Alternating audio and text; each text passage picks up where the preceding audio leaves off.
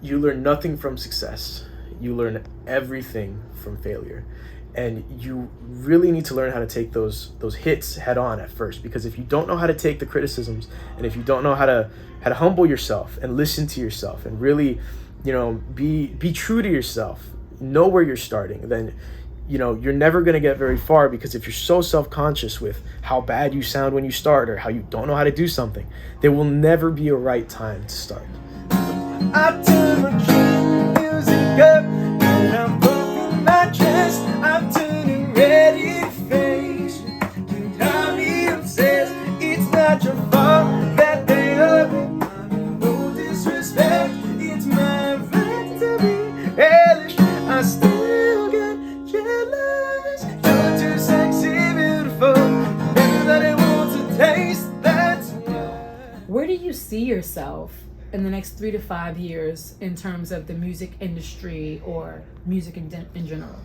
Definitely doing more professional gigs. Okay. So I appreciate the house parties and I appreciate, the busking to no end, but my goal definitely is to do more open mics, go to more bars, go to more restaurants, really get out there. Even if I'm up against people, that are a million times better than me, I would love to at least be around those people, because that would be the only way to get better. I'd also, I want to work on songwriting more. So as of now, I only have about 1 or 2 original songs under my belt, because I've been so focused on doing covers and just sounding good when I sing. So what I really want is to have albums on Spotify in 5 years. I want to have a YouTube presence. I want to have things that I can say that are mine, that are my voice, because I've spent so much time doing covers that sometimes I sound like other people whenever I sing something. And look at me, I'm completely taking over his question now. We have met for a reason. That is what I do. That is where I am. I'm all about, that's why I was overseas for so long and I got lost, because I was being paid to sing covers, to sound like these artists that are huge, that made these songs successful. And it's great, but you got to remember that it's an illusion if they don't know who you are. You're just another singer of many other singers who can sing a great Beyonce cover or a great Ariana Grande cover or Ed Sheeran. But there's only one of them. But there's only one of them, and they already did what they had to do to make their dreams come true. So if look, and there's no shade to great, amazing cover singers, of course not. Because they can look. Some people might not have the money to go to these concerts and see the real thing, but having a amazing performing artist perform some of your hits can be the closest that you can get, and there's no shade in that. But if you have something in your spirit, something that you want to say, writing, and you have that drive and that passion, it's only a disservice to keep that voice quiet. So I'm happy. One song, a half a song, I don't give a shit. You just get a start. And the fact that you actually put that down, 1 or 2 songs in, you are in the right camp, because that's what we do at Delphi Productions. We write, we perform, we leave our blood, sweat, and tears on the street, and eventually, whether or not we become big billionaires, we know that our songs are going to touch somebody's lives. So if you have a story to tell, just keep on going, and I can help in any way possible with that process, because I am the songwriting queen. Self-proclaimed, baby. Okay. So just a few more questions, okay? Yes. One, I think I mentioned to you that I was kind of interested in the busking world. I've never busked before. But why did you decide to start busking? And were you ever kind of like nervous about busking, or had any, trepidation about doing it? And what's it like being a busker? It's cathartic, and I know I love it because time flies. I don't feel time move whenever I'm busking. It's very... I blink and it's sunset, I blink and it's nighttime, and I could stand there for what feels like forever until either my voice gives out or until the law tells me that I need to go home because people aren't asleep. And that was how I knew I loved it. Okay. And it's very rewarding to see people walk by and dance, to see people, give a thumbs up to you, even if it's not money, for people to even record you and then to pan over to the scenery around you because you're adding to it. That's the best feeling in the world, because to come from a place where I would sing and people would roll their eyes, or they would put on their headphones or cover their ears, or even sometimes tell you things, to go from that to having people ask you how you got there. Like, I've had people come up to me and say, like, how long did it take? And I remember asking myself, oh my God, how long is this going to take? Because I was there. And, you know, the whole reason I love busking too is because it is the epitome of putting yourself out there. And, you know, not doing it for money, because that's not always a guarantee, but doing it because you love to do it. And that's what it's about. And that's really the test. You know, if you can be there for hours, and even if you see that the bucket's not filling, but you still keep going with the same intensity, and even if you sang the same song like 5 times, like if you still sing it like it's the first time with the same effort, then people are going to notice, and you yourself are going to get better because of that. Why am I trying? Why do I want to cry right now? Like, I mean, this is the epitome of being an artist. You know, there's no guarantee that anybody wants to listen to your music. They don't know what struggle or what's real and what's not. But the fact that you're out there sharing it, and there is somebody that is moved by it, and you might not ever meet them, that to me is why I create what I create, because I have been moved by amazing songs, and they have no clue who I am. And it's like, thank you so much for taking the time to invest in yourself, because it's helping me. And if I could add too, the whole reason I started was because at a certain point I had nothing left in terms of a social life, because, you know, I had my son very young, and the way that I went about that whole situation was all wrong. I was a kid, you know. I thought I had my whole life ahead of me. I was definitely into music, but I wasn't driven, not motivated like I am now. And I always thought to myself, I've got time, you know, like, what's the rush? Why do I need to write a song now? What's the rush? I'm 17 years old, 18 years old, you know. I wasn't really in it like how I am now. And the whole reason I started was because, you know, I was living that 9-to-5 life, that dead end job. You know, you wake up, you work, you go home, you eat, you sleep, you know, just over and over. And it was just that mixed with fatherhood. And, you know, I'm not saying that, you know, that being a father is a bad experience, but it's another job. It's basically like working 2 jobs nonstop every single day. And I needed a way out. So, you know, eventually I started taking my guitar with me to work. Oh, wow. And I had started seeing interviews of Ed Sheeran and all these artists that all claim that they practiced every single day, 1,000 hours. And Ed Sheeran's father even said that not a day went by where Ed Sheeran didn't play his guitar for at least 10 minutes. Because if he couldn't find time to play for at least 10 minutes to do what he loved in 24 hours, just for 10 minutes, then his priorities were wrong. Something was wrong. Something was not, you know, he wasn't in it. That's not what you love. If you could find at least that little bit of time, and that's what I did. I took my guitar with me, and I had 10-minute breaks for my first job. And I would play guitar for those 10-minute breaks, or I would exercise.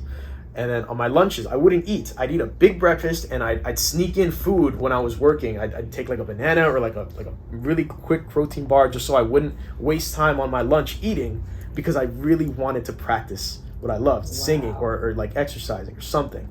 And, you know, those 10 minutes every single day, they add up. Absolutely. Those 30 minutes add up. I got another job, and then all of a sudden, it was still a full-time job, but I had an hour lunch now. And I had 15-minute breaks. And it was because I learned how to utilize such little time in my first job that seemed like forever. And that was when I started. I worked at a hardware store that was next to a Target. Mm-hmm. And I started singing on top of my car, and people were starting to notice. And I was like, oh, wow, I didn't think I was there yet. Because to me, I still sounded like a beginner. And then one day I just said, I'm going to sing in front of the Target. I'm going to sit on one of those balls, and I'm going to start playing, and I'm going to see what happens. And people started giving me money. I didn't have a bucket. I didn't have my hands out. I didn't have anything. People were just coming up to me and giving me money because I sounded good, or they appreciated that I was brave enough to do that with no amp, or, you know, no one backing me up. And it went back to that thing I learned in college. You know, if you could stand somewhere and just open your mouth and sing, and you're good enough for people to stop and hear you, or to, you know, if you're playing something and it sounds so good that people, even if you're not asking for anything, will stop and just admire you, then that's how you know that you've made it. So that was why I started doing it. I am literally about to like tear up. It's like I feel like I'm interviewing a future celebrity. And I felt this way before with other amazing talents, but there's something about, I feel like I'm just getting on the ground, and before somebody actually writes a $1 billion song that changes the lives of. You are absolutely exceptional, Geo. I'm sincerely grateful that you took time to come here today. You gave me the opportunity. I just have one more question for you. Yeah. All right. This is actually a 2-parter question. All right. Number 1, what or who motivates you the most? And any advice that you have to give to people who are actually interested in doing what we do creatively? Who motivates you the most, or what? And what advice do you have for people who are looking at this right now? In terms of who, definitely my son. And, the people I care about and I love for sure, but definitely my son. Because I really want him to grow up knowing that there's more than one way to do things. That you don't have to work a job that you don't like. At least not, for your whole life. That's not all that you should be doing. He motivates me because, I see myself in him. Both my parents either gave up what they loved, or they worked, and they still do because they thought that was the only way, and that was all that they learned how to do, and they never really took that chance because nobody really gave them that chance, and nobody really told them that there were other ways to do it. So, my son motivates me to take that leap so that he can see what can happen when you stick to something. In terms of what motivates me, it's two things. For one, it's legacy. Like I said, I want to do, right by my parents, because I do appreciate what they sacrificed for me, and I did learn a lot. I learned hard work from my dad, and I learned self-sacrifice from my mom. But I want to do things different than they did. I want to be able to do what they did for my son, but also do what I love, because they didn't put themselves first, and I really want to see what happens when you can do both. And I've seen people do both, and I've seen people do both with way less, which is why I really look up to Ed Sheeran and people like Sylvester Stallone, because Ed Sheeran and Stallone both, they were homeless at a point. Ed Sheeran was, I believe, 16 when he was couch hopping, and he just left home. He couldn't sing, and he pursued the music anyway, and he spent nights, in the subway, and sleeping on the road, or like on random strangers' couches from gigs, because at the end of every gig he would say, if anybody's got a couch that I could sleep on, I'd appreciate it.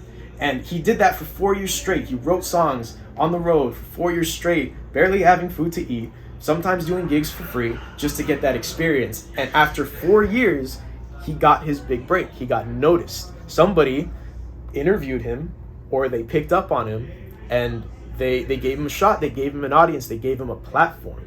And there was never a doubt in his mind that he was going to make it, even when he couldn't sing, even when he had no money, even when he had no songs. And that's what motivates me too, because I've been doing covers for what feels like forever. It's been years.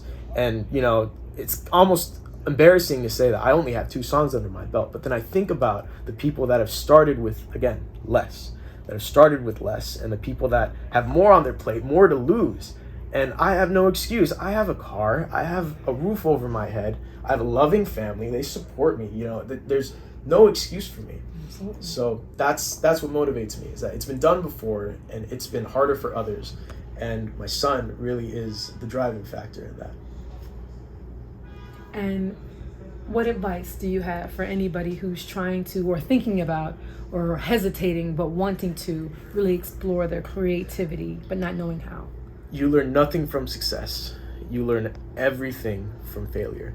And you really need to learn how to take those hits head on at first, because if you don't know how to take the criticisms, and if you don't know how to humble yourself and listen to yourself and really, be true to yourself, know where you're starting, then you're never going to get very far, because if you're so self-conscious with how bad you sound when you start, or how you don't know how to do something, there will never be a right time to start. The planets are not going to align. It's not good to wait for some kind of signal or sign. Everyone starts somewhere, and everyone's bad when they start. Nobody's born with talent. At least not a lot of people. I know I wasn't, and I know Ed Sheeran wasn't. And if he made it as far as he did, everybody can. There's nobody that can't. That's what I feel. Oh, listen, I feel like this is Oprah right here, a little Oprah, Geo, I am, like I said, there was a reason why I stopped, and I was blown away, and I was just inspired to stand there and listen to you for a while and watch you interact and watch you share your talents with the world. And I'm grateful more than anything that you chose to follow up with me. Like, you didn't have to, I was just a regular person. You never saw me before, but you actually called and you was like, hey, I'm the guy who you saw outside. I'm the artist. What's up? And I'm thankful that our paths were meant to connect, and you were meant to be a part of this. And who knows what the future holds for us and our connection. But I want to say thank you for taking your time, for just sharing your story with my audience and me as well, because I'm definitely grateful that there are artists out there who do this for the love, who do this because it feels like something that they need to do to express that creativity. And I champion you in every way for being a great father. Thank you. For putting your family first, for acknowledging the sacrifices that they gave to allow you to do what you want, and for you to also want that for your child. You know what I'm saying? Like, that's what's up. I turn my music up and I'm